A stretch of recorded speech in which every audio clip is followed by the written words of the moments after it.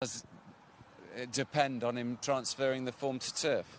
Number 3 is Cartwheel, who I'm keen on. She began her career well and contested in the Sandringham last year, but has been given sort of different trip assignments. I think they're still trying to sort of work her out. I thought last time out that third at this track was encouraging. Yeah, it was certainly a step in the right direction again. It was over 1 mile and 2 here. The hood went back on, and the combination of the tongue tie as well for the first time seemed to help. It's the same equipment on again, up in trip.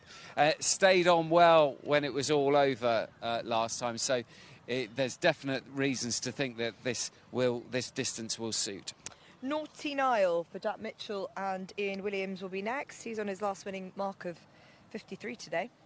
Yeah, I like this one's chance. He was a little bit on his toes earlier, but he's settled down nicely. He sat too close to a strong early pace on his return to turf at Windsor last time. That was over 1 mile and 2. He'd been in good form on the all-weather in the winter. He won at Wolves over 1.5 miles.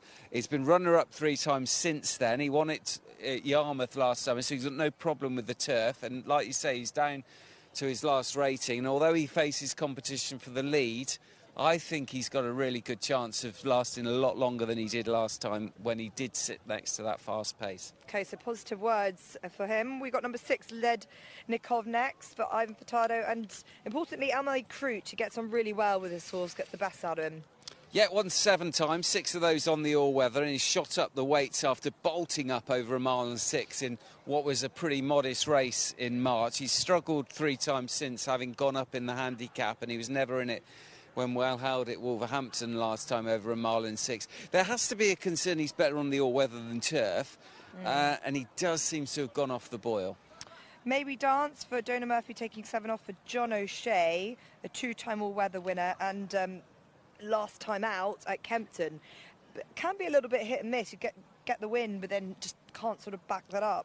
So how do you sort of assess her? Yeah, I spoke to John O'Shea beforehand, and he said, as you can see from her form, that she has to be delivered late, so she is dependent on getting a strong pace. So she'll be hoping that the Bay Warrior and Naughty Nile and Divot set a decent gallop. But she comes into the race on form because she won on only a 5th start for John O'Shea at Kempton last time. That was when the cheek pieces went back on, the headgear's on again. And although both wins have come on the all-weather, she's going on turf today, which, again, is another horse. There's a few in here that their form is better on the all-weather. Right, number 7, Divot, you just touched on that, could be one to go forward. This is a horse for Danny Muscat and William Knight, who began handicapping off 67 last April. Has now dropped on to a mark of 55. The cheap piece has come off today. I just put him in the slightly frustrating category. Yeah, it hasn't clicked yet, has he? Hasn't won in 15 starts, and although he's returned from a winter break in good form, he's been beaten favourite in 2 of those 3 starts, and that kind of sums up the strength of those races. But this isn't all that much better, and like you say, he was tried in cheap pieces last time. He's got ground to make up on May We Dance on that Kempton form when he didn't really quite get home. There's no headgear today. It's not really clicking, is it? The Bay Warrior looks really well, lovely dapples in his skin for Sylvester D'Souza and Mark Usher. A 7-time winner on the all-weather, but just 0 from 5 on the turf. Yeah, only had 5 turf runs in 6 years. The form on turf doesn't really compare to his all-weather form, and that's similar to a few in here. He's become potentially well handicapped, but he's just not operating at his best, and it didn't seem to me to have many excuses when 4th at Southall last time. That's a track where he's won twice out in the past, and the switch to the turf again has to be a bit of a concern for the Bay Warrior. Norman's Bliss will be the last we'll look at. He's getting a little bit warm. Ali Rawlinson for Joey Ramsden. I think the trip should benefit this horse today. Yeah, I've not come across him in the past, so I don't know if this is normal for him, but he has got quite worked up. He's on his toes going round the parade ring. He stormed home from the rear off a strong pace that's set up for those tactics when he won on his 2nd start for Joey Ramsden at Catterick. He didn't get the same setup at Newcastle in a classified race last time, and this is obviously a higher grade. Yeah, it's very open, this race. Looking forward to it.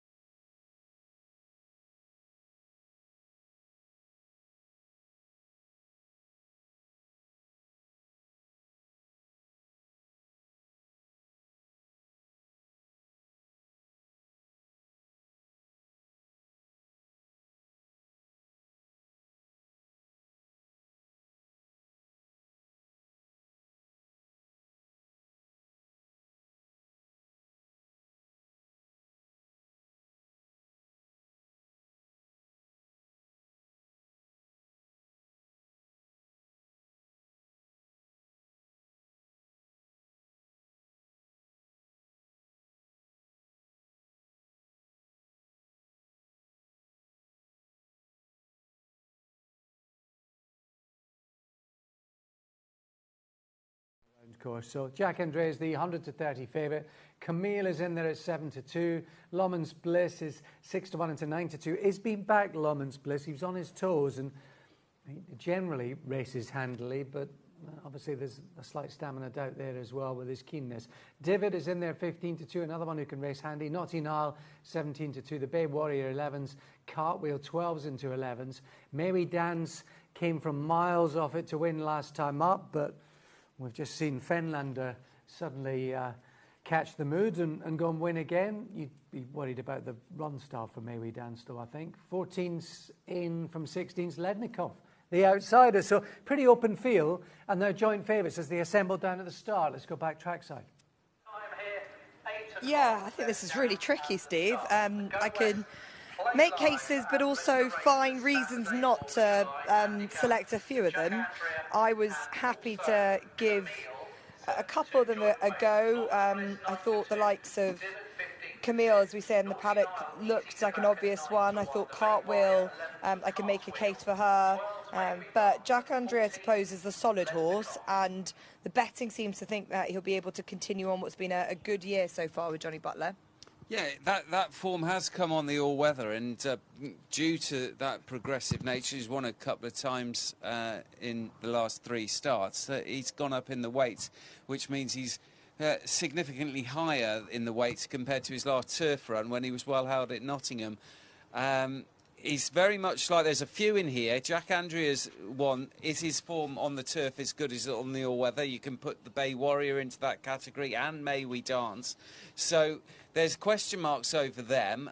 Camille is definitely returning to form and has the potential to be well handicapped, and going up in distance might well suit after a good big step in the right direction at Redcar in a visor for the first time. If the headgear works as well again, Camille would have to be a big player. I like Naughty Nile. I think that I've got a feeling he might just get an easy enough time out in front.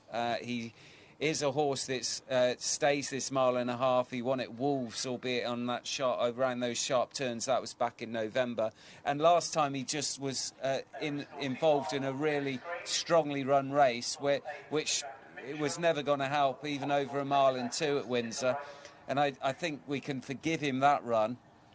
He had been in good form before that. He's won on the turf at Yarmouth last summer, and he's down to a rating of 53, which is his last winning rating. So there he is in shot number 8, Naughty Nile under Jack Mitchell. I think we might see... We saw an all-the-way winner in the last race in Fenlander. That was 6 furlongs. This is twice as far, but we might see another one in Naughty Nile, in my opinion. OK, and a nice price there for you, 8-1. I think the headgear combination has really started to work for Naughty Nile as well. Lorman Bliss, we thought, wasn't exactly a paddock positive, but he was a 1 mile full winner in May at Catterick, beaten favourite over 1 mile 2 last time out. Back up again to this distance should be a benefit, and is on a pretty low mark, and...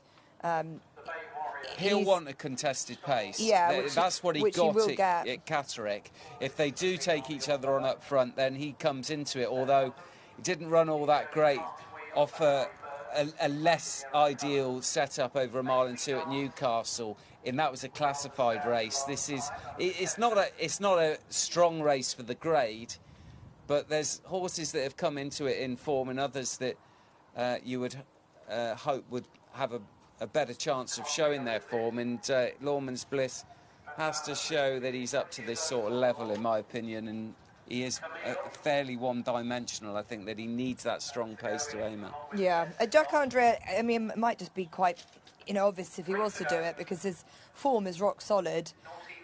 All-weather to turf is probably just you're sort of picking at things, really, aren't you? Yeah, he might just be a better horse than he was the last time we saw him on turf, and if that's the case, he's got a chance. But there has to be a question mark about the surface.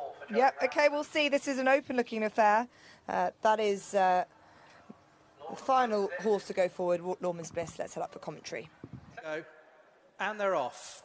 Cartwheel slightly slow into strides in this Go West Play Live at Leicester Races Saturday 4th July handicap. And leading early on is Lednikov from the Bay Warrior in second place. Then Divot is in third. Naughty Nile is on the outside of May We Dance, followed then by Jack Andrea, looking for that first win on the grass today. Light blue jacket with the beige diamond. Out wider, Camille, the green-white with the black cap. Also looking for a first win on the grass. At the back of the field is Cartwheel, alongside Lawman's Bliss, who's in the striped cap right up by the rail, blue sleeves with the green armlets. So the Bay Warrior takes them along for Sylvester de Souza, who seeks a double on the card. Divid and Danny Muscat. Danny also looking for a second winner in the light blue jacket, up by the rail now. Lednikov, who led early, but is now in a share for second place. Naughty Nile for Jack Mitchell is next in the blue and red colours. Then May We Dance, the black cap, is up by the rail. Jack Andrea's got a few behind. They include Cartwheel and Harry Burns, the black and yellow striped cap. And then in behind that is Camille and Lawman's Bliss, the back marker for Alistair Rawlinson, as they head around the top bend and about to sweep downhill for home. And it's the Bay Warrior who still leads. To in second place is Divot, within third Lednikov. Naughty Nile is right in behind runners on the outside of May We Dance. Then comes Cartwheel, who hugs the rail. Then out wider is Jack Andrea. At the back of the field remains Camille and Lawman's Bliss as they swing in with just over half a mile left to go in the Go West Play Live at Leicester Races Saturday 4th July handicap. The Bay Warrior still leads from Divot in second. Divot seeking that first success. Up against the rail is Lednikov with May We Dance for company. Naughty Nile pushed along.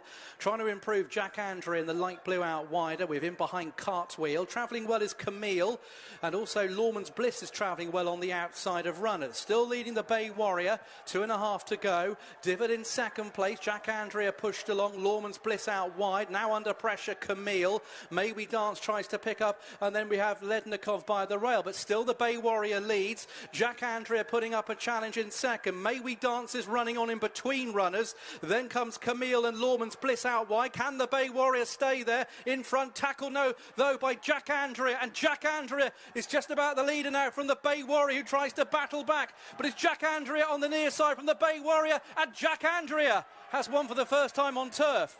Beats the Bay Warrior in second. May We Dance in third, then Camille. Yes, and he had the form on the all-weather. He had to transfer it to the turf, and he's done so. And he's done it at the expense of the Bay Warrior, who's really gutsy all the way. But this was a good performance, and well done to, all credit, I should say, to John Butler, who's got this horse in some form this year. And that was an interesting race to watch, wasn't it? We knew that would be... it would all be shaped by how much pace there'd be on here.